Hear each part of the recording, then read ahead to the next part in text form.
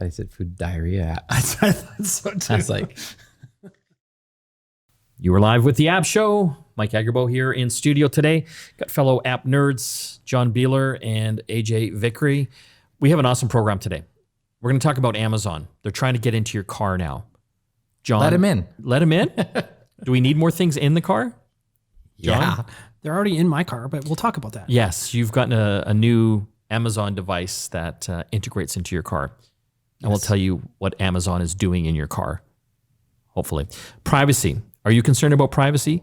You should be, because every day we're hearing about how your information is spreading out to the wind. Another government or credit card company or corporation has been hacked and all your information's out there again. So we have a privacy expert coming in. Her name is Alejandra Brown, and she's going to give us some tips on how we might protect ourselves somewhat. You got to try everything, right? That's right. Let's talk about some of the app news. Disney Channel Yes. is coming to Canada, or the online Disney. And Netherlands. What did they call it? Disney Plus? Disney Plus. Okay, so cable TV as we know it is changing. Mm-hmm. I recently have dropped cable TV. I know, it's weird. The only reason I had it was because my wife loved several channels: W Network, Slice, Home and Garden TV, and Food Network.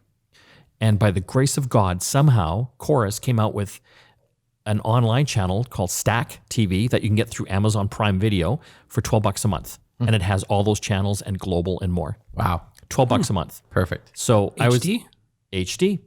And it's cool because I can get it on my Apple TV, my Roku TV, on my computer, because it all goes through the Amazon Prime Video. Oh, so it's app. part of the service, like a Exactly. movie. So you sign up through Amazon Prime, and If you have a Prime account, you have to have a Prime account, yes.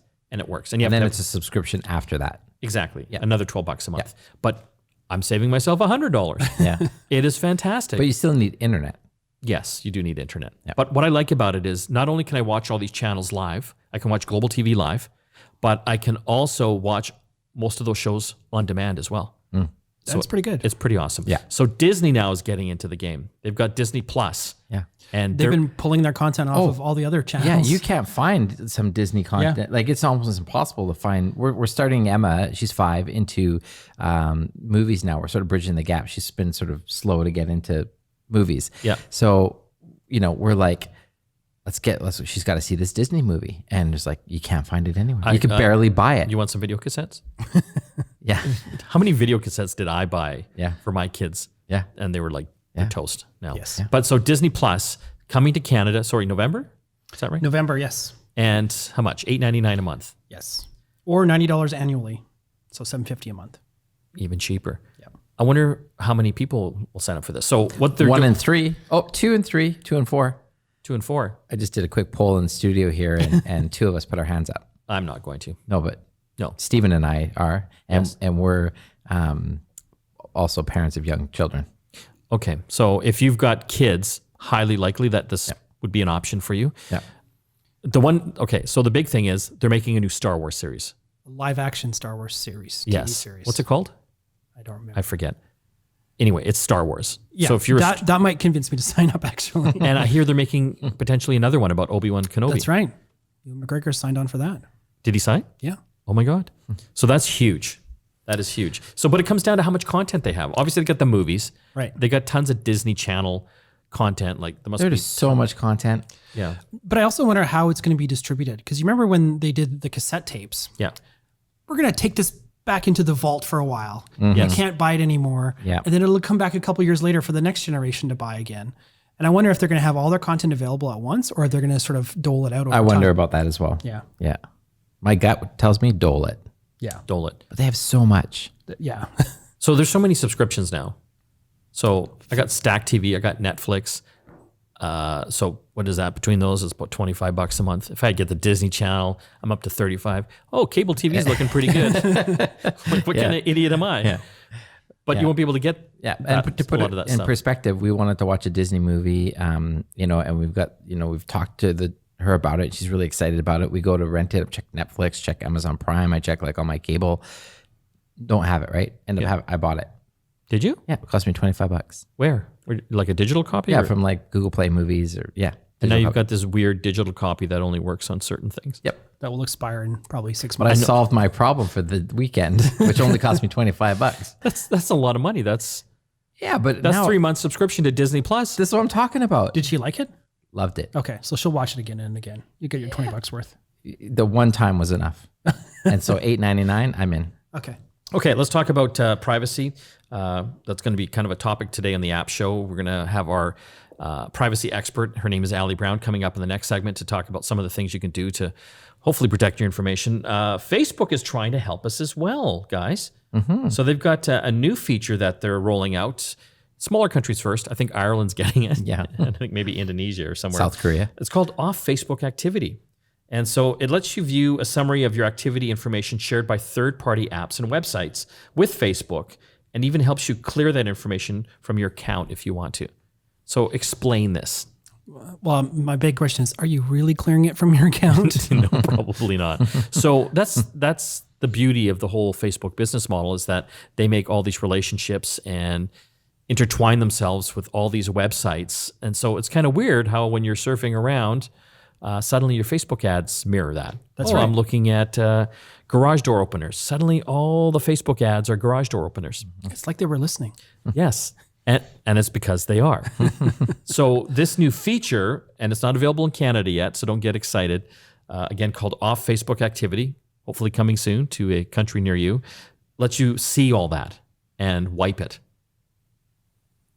I'm still skeptical. Why? Well, the thing is, once this, Trying to be better, John. I get that, and they have to be.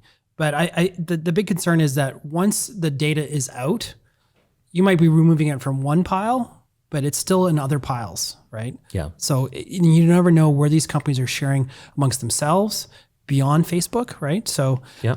not that you're going to get your garage door opener ads, on Facebook again, but other aspects of that though will still permeate through that, and your data is still out there. You can't get it back. You can't erase it. Once it's done, it's done. Let's move on to something even more important. YouTube has banned robot fighting videos for animal cruelty. This is algorithms gone wrong. So YouTube continually scans their library of videos, literally billions of videos, for certain things, obviously porn, animal cruelty, and somehow robot fighting. And these are like Discovery Channel. How many shows do they have about robot wars, right? Totally. They were banning these videos on YouTube because they thought it was animal cruelty. Yeah, and apparently it affected a lot of people. Like a lot of videos got taken down because of it. Some really big robot channels actually had a big hit because of this. Well, if you've ever had, not that you would have, but anything taken down off of YouTube, or maybe you had a song in there that shouldn't have, not licensed or whatever, but there's no one to call to get it back on. No, you have to go through a form and hope that they'll actually get back to you, and they never do. Yeah. Okay, so we have a lot more to talk about on the app show today. If you are concerned about privacy, and God, you should be, we've got a great privacy expert coming on after the break here. We will also be talking about how Amazon is infiltrating your car. They're everywhere on the web. They own Whole Foods. They're coming up with Amazon convenience stores. Now they're in your car. John has got an experience with that. He's bought a new device to make his car more Amazon-y. We'll also be doing our Hot 5 app countdown this week. It's Hot 5 food diary apps. So if you're trying to keep track of your nutrition and what you're eating, we've got the Hot 5 apps that you need to listen to. You're listening to the App Show here on the Chorus Radio Network. We'll be back after this. We're back with the App Show. Mike Agerbo here in studio. Want to talk about privacy now. Everyone is trying to get our private information. Facebook has abused it many times over the years. We always get these spam emails, phishing attempts trying to get information from us. It is never ending. So I thought we would get an expert in studio. Her name is Alejandra Brown, and she's going to give us some tips on how you can protect your private information in this digital age. Thanks for joining us, Ali. Thanks for having me, Mike. Should we be concerned? How concerned should we be is probably the better question. I think we should be. I think we should be aware of what is happening out there, because if we share our information with companies that really want to help us and that want to make our lives easier, I just don't see an issue with that. It's just when these companies abuse that trust that then I get a little bit put off by these companies. Well, there's a lot of abuse going on. Like every single day you can read about some company, they've had a data breach, credit card companies, big corporations, governments, they're losing our information left, center, right. Like how can we protect ourselves? What are some tips? Well, some tips is, again, be very aware who you're sharing your information with. I know that we like to share our pictures of our children, of our pets, of our last vacation with everybody because that's human nature to show how great our lives are. But how much is too much? You have to be aware of who you're sharing it with and understand that not only your friends are looking at it, but all these companies are privy to what you are doing or saying, and they're creating a profile about you, about who you are, and they're going to try to target based on what they think that you're going to want. And sometimes they take care of it, but some other times they're not that careful. And there are hackers out there. There are sometimes disgruntled employees that take this data and put it out there for anybody to take because they have a beef with the organization. So just think that whatever you put out there is like toothpaste. Once it's out, you cannot bring it back in. You can't squeeze the toothpaste back into the toothpaste container. But like, how do you protect yourself? Like, because you have to deal with certain companies like credit card companies and doctors and governments, and still there's data breaches. So what do you do? One thing that I do personally, I have a credit card monitoring. Yeah. I pay $15 a month, and every month they give me a report of what my activities have been. If I see something that it's clearly not me, I go and talk to the credit bureau to see what happened there, because there's a lot of identity theft happening, especially with data breaches. If they're taking your social insurance number or even your date of birth and your name and your address, with that, it's enough to open an account somewhere else in your name. So always be mindful of those things. If you get emails that say, oh, you need to reset your password, click here.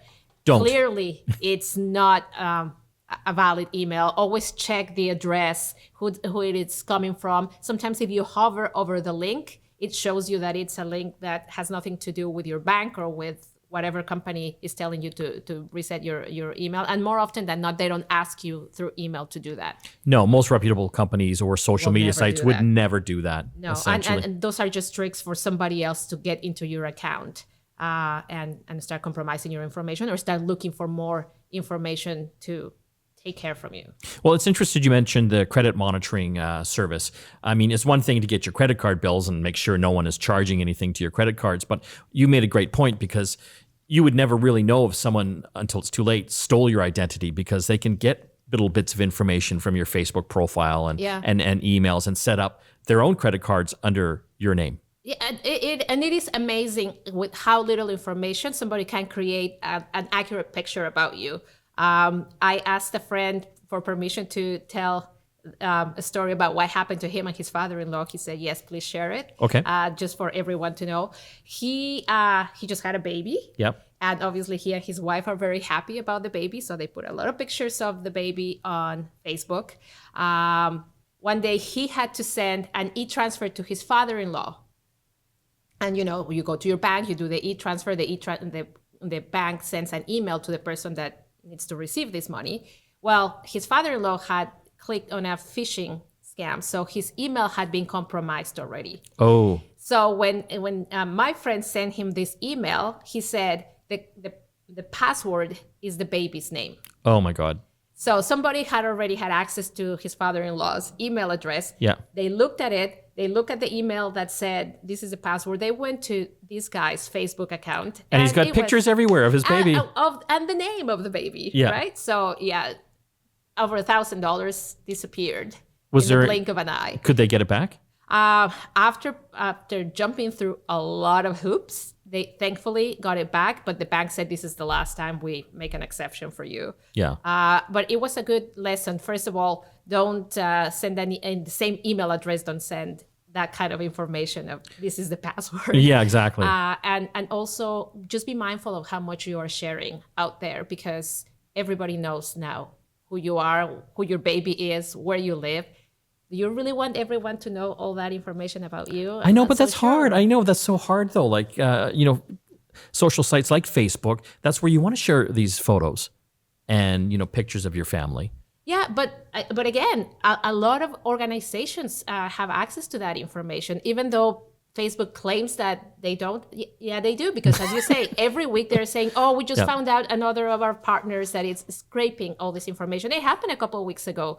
A company called Hyper, they were scraping all this public information from Instagram. Okay. And then Facebook found out, obviously Instagram is part of Facebook. They said, send a cease and desist letter, but they had already harvested all this information from people that they didn't want to share it with these organizations. Do you think they can get ahead of the game though? Like, are they just too big now to be proactive in this case? I mean, they just seem to be reactive to everything. Well, they are reactive because, as you say, they're really big. Secondly, that's their business model. That's how they make money. Yes. So they're not really Scraping our information. incentivized, about moving fast with this. Now they are a little bit more incentivized after they had to pay $5 billion in a fine to the FTC. But even for them, it was like the cost of doing business. Yeah, that's nothing to them. Mm-hmm. So yeah, between size, between business model, and how fast technology is developing, it's really hard to rein it in. So people need to do a little bit more and be a little bit more sensitive about what they're putting out there, and what repercussions that's going to have in the future. Is it sensitive or maybe paranoid? Be paranoid about it. A little bit of paranoia doesn't hurt. Yeah, definitely doesn't hurt. Again, you need to also to live your life. I like to shop online. I've always liked technology. I think it makes your life really easy and very convenient. But there are bad actors that want to ruin it for the rest of us. So just be mindful who you're sharing that information with. We're talking with Ali Brown, a privacy expert. Is there a place where people can find out more information about you and what you do? Oh, sure. Yeah, we have a website. The name of my company is Kirky Management Consulting, and the website is kirky-consulting.com. And we have a blog, and we talk about things also about how to protect yourselves, and also from an organizational perspective, what are the things that organizations need to do in order to keep that trust from their customers and to serve them the best way, but protecting their information at the same time. Thank you for joining us today. Thank you. When we come back, more apps to talk about here on the App Show. Stay tuned. You're back with the App Show. Mike, AJ, and John here in studio. Before we get to the app Hot 5 countdown, later on in the program, we still have our game app of the week and also John's favorite app. And we will be talking about Amazon and how they are infiltrating your car. It's important to know. Everyone's trying to get into your car. Apple, Google, now Amazon. It's that time. iPhone tip of the week. Unleash the power of your iOS device. The weekly app Hot 5. This week, it's the Hot 5 food diary apps. And AJ, during the break, you were saying, when I was announcing this earlier, I was saying it was the Hot 5 diarrhea apps. No, I mispronounced it. It's Hot 5 food diary. Can we say dietary apps? Or? Diary apps, because you're taking a diary. Oh, diary. Yeah.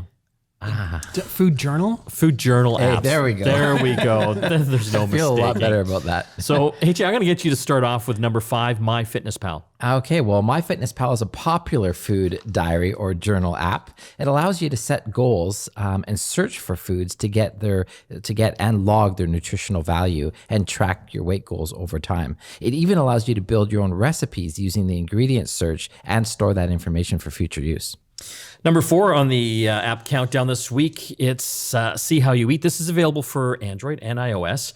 It offers probably the easiest way to keep a food journal. Simply snap a photo of everything you eat within the app and move on. This app will let you take 12 photos of food items you consume per day. It's great for beginner food tracking apps. I got a question. What if you eat more than 12 things a day? I think you can pay. Because I'm at 18 right now. Then you have a problem. And I think there's probably an in-app purchase that would allow you to, Sure. to put more food items in for gluttons like you. Just go to the buffet. Yeah. Take one photo of it all. Oh, that's a great idea. But it is cool, right? Because you just have to take a photo. Because a lot of times you got to sit there and scroll. You for don't write it minutes. down. Yeah, exactly. Because I'm lazy. Yeah. Yeah, taking a photo, I can do that. Okay, John, you got number 3 here. We're talking about food journal apps. And this one is Protein Tracker. This is for Android. People talk a lot about the importance of getting enough protein, especially if you're working out regularly, but it can be difficult to keep track of your protein intake. Protein Tracker allows you to enter your protein consumption goals and track your consumption against those goals. That is kind of cool. We're talking about food journal apps. We've got number 2. AJ, I'm going to let you have this one. It's called Rise Up. Yeah, well, this one's kind of interesting, Mike, because this one helps you look more into the emotional side of your eating patterns. Yeah, what does that mean? You mean that popcorn is a cry for help. You can, no, not exactly. You can track what you ate, but you can also track how you felt that day. So this tracking information over time can help you identify those emotional eating habits and how your food consumption actually might affect your moods. So all ice cream. Oh, I'm never downloading this app. Ice cream and crying on the couch. Yeah, I think I know already. I think there's something else at work there, but could be the ice cream. Oh my God. That one's called Rise Up. Okay, so John, I'm going to give you the number 1 app this week for food journaling. It's called Kara. Kara, for Android and iOS, takes a holistic approach to food tracking, allowing you to track what you eat and drink, as well as how you feel physically and emotionally. Going back to AJ. Yeah. You can also track other factors such as exercise, medications, and supplements. All of these things should offer a more complete picture of how you feel. Very, very cool. And John, I'm going to give you the next thing that we're going to try to teach our iPhone listeners. The weekly app Hot 5 iPhone tip of the week. Unleash the power of your iOS device. John, you've got the iOS tip. That's right. So it's text expand. And basically, you can turn snippets of longer sentences with the text expansion feature into really short snippets.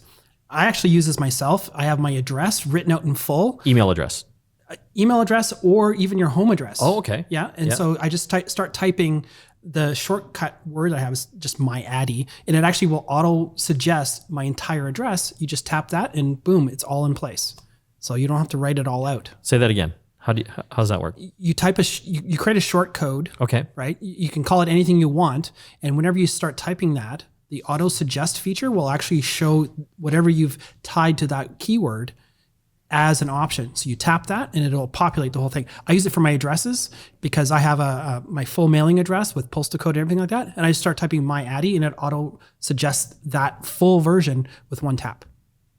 So if I was like texting or emailing AJ a lot and it started off with AJ, geez, what the hell have you done again? Yes. I could have that. You could just have AJG as your short code. Yes. And then it would auto fill in that whole sentence. This is going to change my life. I'm going to get hours back a week. This is fantastic. That was your iOS tip of the week. And again, you can access that by going to the settings under General, Keyboard, and then Text Replacement. You can have all kinds of them too. Like hundreds. Yeah. If you can remember them all. That's the trick. Okay. We're going to have to take a break, but when we come back, we will be talking about Amazon. Everyone's trying to get into the car. Apple, Google, Amazon as well. And John has got an experience that he will share with us because he's brought Amazon into his car. You're listening to the App Show here on the Chorus Radio Network. Back after this. We're back with the App Show. It's time to talk about your car. All the tech companies want to get into your car. Apple has Apple CarPlay. Google has Android Auto. And basically, it's taking over your infotainment system. All these cars now come with the big touchscreens. And by having your Apple phone or your Android phone in the car with you, you can actually have that come up on the infotainment screen and access your navigation, your music, everything. Literally. But Amazon, we haven't really seen them so much trying to get in the cars. But John, you've just bought something new that they've come out with. Yes, they actually have something called Echo Auto. And right now it's an invitation-only rollout in the US. So it's not available in Canada yet. And even in the US, you actually you go to add it to your cart and it's a special invitation and they'll say, we'll email you when we think you're ready for it. And so I applied for this last September, actually, which is when they first announced it. And the really neat thing about it is it's a really small little device. It's like an Echo Dot that you would put in your car. And what shape is it? It's rectangular. Okay. It comes with a little vent mount that's magnetic, so it actually works really well in my car because I have a really narrow vent, and the steering wheel column and the sort of the center console make it really tight spot to fit even my phone on one of those little adapters on the vent. So the clip that it comes with is actually really good, and it sits on top of that. It comes with a little cable you plug into your power. And then basically it is Bluetooth to your phone. Because it needs an internet connection. It does need an internet connection. And it's just like having an Echo Dot in your car. It's very tiny. It has a little LED bar so you can actually tell when it's recognized you. Oh, is that like Knight Rider? Kind of like Knight Rider, Or a but it's Cylon blue. from Battlestar Galactica? It's blue though. It's not red. I wish it was red. I wish you could change the color. That'd be nice. And the idea behind it is that you have the ability to pair it with your Bluetooth with your phone, or if you don't have Bluetooth in your car, so it's great for an older car, it actually has a line out. If you have an aux in, you can actually basically enable Bluetooth in your car using this device. It's got a nice little speaker up top, a microphone. Oh, well, that's cool. Yeah, and it's $25 US for this right now. So it's probably one of the cheaper ways to get Bluetooth in your car without having to change your stereo. So, But don't you have Bluetooth in your car now with your phone? well, yeah, but no, not through your stereo though. Yeah, but if you plugged a line from your phone into the stereo, you get the same thing. Right, from the headphone jack we don't have anymore. Well, yes. Yes. So anyways, they've given you a couple options to connect it to your car.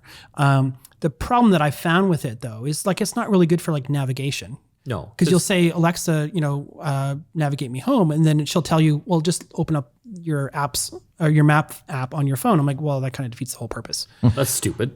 It is stupid. But it is nice for being able to have their streaming service that Alexa or Amazon offers, like Amazon Music, Prime Music. You can also control all your smart devices. So as you're driving up, to your house, you can say, Alexa, turn on the garage light. That type of thing. Got it. So you can do that. So it's kind of neat for that thing, but I still think that they're still kind of trying to figure out who is the user of this, because between You, John Beeler. Or if you have a lot of just questions, then you can just ask Alexa questions. I know, but you got your phone on you, right? well, yeah, and that's my point is that if you've either got Hey Google or you've got Alexa Hey or Siri, Yeah. and those probably work better, and they've been doing it longer in the car. Yeah, so I'm still not getting the point of it. Obviously, they want to get in the car. They do want to get in. They're just trying to figure out what you can do with it. And it even comes with a little card showing you what you can do with this device. And it still hasn't really resonated with me. I mean, I do like it because I have a routine on Alexa with my devices. When I leave the house, it'll turn off all the lights and start playing music for my cat. And I forget to do that sometimes. And I have a 3-level townhouse, and there's all the lights are connected to smart plugs or hubs or whatever. Yeah. So it's nice for me to not have to worry about turning off my lights because I can just do one command and it kills them all. And I actually have started doing that as I'm driving away from the house because I forgot to do it while I was in the house. And I can do that in the car really easily. So that's probably the main use case I found for it. There's not a business model there for me. No, I'm not going to buy. How much was it? It was $25. Oh, So that's cheap. it's cheap. Yeah. But I think if you already have. You buy a lot of $25 things. What if you're just driving to work? You're like, oh, you know what? I need toilet paper. Hey, Alexa, order some toilet paper. You And could do that. That's done. Yeah, you could do that. Is that a big problem for you, AJ? No, I'm just saying, I'm just thinking outside the box here, right? Yeah. Well, no, but my point earlier about the Bluetooth connectivity in your car, if you have an older car that doesn't have CarPlay or a nice infotainment system, this is a cheap way to get some decent stuff in there that's above and beyond Siri or Google. But it just really depends on where your ecosystem is sort of based. If you're all Alexa, or if you're all Google, or if you're all Apple. Yeah, it is interesting. I don't think in its current form, what you're describing is going to set the world on fire. Definitely not. No, but there must be some bigger play they're making. But if they could integrate the Alexa app into, say, CarPlay and Android Auto. Yeah, but then they're dependent on these guys. Right, but that's also the main players in that infotainment space. Yeah. Amazon is also trying to talk to the car manufacturers to build it into their infotainment systems as a separate option from CarPlay and Android Auto. So we'll see which players will agree to that. But I also kind of like the idea of having choice so people can have all three in their car and it all behaves the same way. I start getting confused in my home now because I've got Google. I've got, Hey Google, Alexa.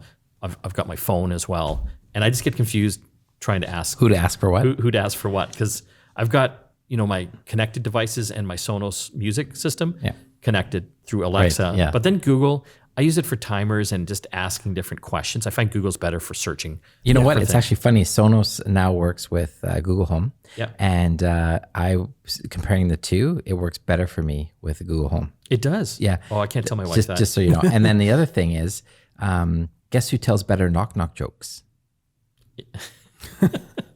Your daughter. Alexa. Alexa. Alexa's got better knock-knock jokes. Really? Yeah. Just saying. And so, okay, so you've got Sonos is the multi-room music system. Yeah. Their Play ones, and I think their Sonos Beam soundbars has got voice assistant technology built in, which is great because you can use Alexa or Google. And you're finding Google's better? Yeah, I'm finding Google for telling it like which room to play and the things to play works better. Really? Yeah. And it worked? I don't know why better, but it just because I started. Is the better reason or faster? The quicker? reason why I got the reason why I got the Amazon Echo in the first place was so that I could control my Sonos via speech. So that's really the only reason I got it because everything else was controlled by Google. And then it's been like a few weeks. It's really quite new since it started to work with Google, and it's better. It seems to work. Yeah, I'm having trouble now because things are overlapping. So for Alexa devices, I've got some of their Alexa speakers, smart speakers, but I also started buying back a couple of years ago other devices like my Echo Bee thermostat's got Alexa built into it. I have a light switch that has Alexa built into it. So do they fight over who gets to turn on the light for you? Well, yeah, that's the thing, right? Yeah. Because now on my nightstand, I have the Echo Show 5, which is great. the best Yeah. thing I ever did. It's like clock radio. Oh, okay. And it is amazing because it's the best alarm clock radio in the world. My wife didn't even know it was Amazon Alexa. Yeah. She's mad now that it is. I found a really cool watching her, routine but- for the show. Okay. So you set an alarm on the show. Yeah. And you can actually create a routine that gets triggered when you dismiss your alarm. So you can keep snoozing and snoozing and snoozing. Yeah. You dismiss the alarm. It turns on my lights. It gives me the weather, gives me the news. Oh, so it's It's gonna get you up. Yeah. Yeah. it's motivated to get you up. But the neat thing is that you can actually snooze as many times as you want, and it won't trigger the rest of the routine until you actually dismiss the alarm. Oh. So it's smart that way, and it's really quite clever how it's I all like set that. up. Yeah. I like that. But you know what's cool about it as well? I found it's got a little 5-inch screen, and I have it on my nightstand, and I've got Amazon Prime, and I have the video subscription. I just watch shows on it. Yeah. Yeah. Yeah. Hey, Amazon or Alexa, I want to watch Jack Ryan or Community. But we both talk about this. We both use all of our security cameras Yes, on it as the well. Ring, yeah. Because you can The just Ring say, cameras. Alexa, show me camera 1. Yeah. And So yeah, it pops so up. Alexa better in the house. Not ready for prime time in the car yet. See what I did there? Okay, we're gonna have to take a break. When we come back, we are going to get game app of the week and also your favorite app of the week. My favorite app. Yeah, excited to hear. You're listening to the App Show here on the Chorus Radio Network. We will be back after this. You're back with the App Show. Mike here with John and AJ. Couple more apps. Before we get to John's favorite app of the week, AJ, you've got a game app of the week. Game app of the week. And this is for iOS. It's called Beat the Intro. And here you get to test your music knowledge. Mike, you'd love this. I love this. With Beat the Intro. So the aim of this game is to guess the artist of a song by listening to a music clip. And the faster that you guess it, the more points you earn. So the game spans all genres. It's got thousands of licensed tracks available, and it's free. If you pay the $250 premium, it unlocks a whole bunch of extra songs and kind of removes the ads as well. I love this. That sounds like fun. This is a lot of fun. I'm going to try that one out. Called Beat the Intro. I would lose so badly at this.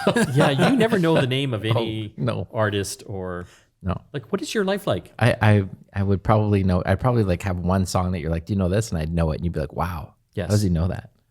It's fascinating. Okay, John, we've got time for your John's favorite app of the week. So I think we've talked about this before in the show, like a few months ago, but it's been making the rounds on Facebook and social media again, because the BBC did a really big story about how it's actually saving lives. And it's called What 3 Words? And essentially what this app does is they've divided up the planet into 57 billion 3-meter squares and assigned a unique word to each one of those coordinates across the planet. The idea behind it is if a first responder needs to find you in a field and you don't know where you are, the app will tell you what 3 words, direct them directly to your location. So it's really good for places that don't have landmarks. It's very specific positioning data that's not a longitude and latitude like a GPS would use. because those don't always work in places. You might not have that. So how does the app know? Well, the app has an algorithm. There's 40,000 different combinations, and it's basically a fantastic way. The UK has switched all of their emergency responders to use this. And what they tell people if they're lost, download the app and tell us where you are based on what the app says. And so like what You're a words? donkey. You are a donkey. Those are 4 words. You've blown it already. So these are like real words. These are real words, and they're completely random. Yeah. Even Lonely Planet has started using it in their guides to direct people to landmarks in other countries. Because it's like, how big are the squares? They're 3 meters by 3 meters. Okay. So, even in our office, one part of the office is a different number or a different set of letters than the back part of the office. So it's very specific. Like, I'm trapped in the supply room. You can be very specific about those 3 words. Cool. And the name of the app? What 3 words? That's all the time we have left for the app show. It's Mike, AJ, and John signing off. We'll see you again next time.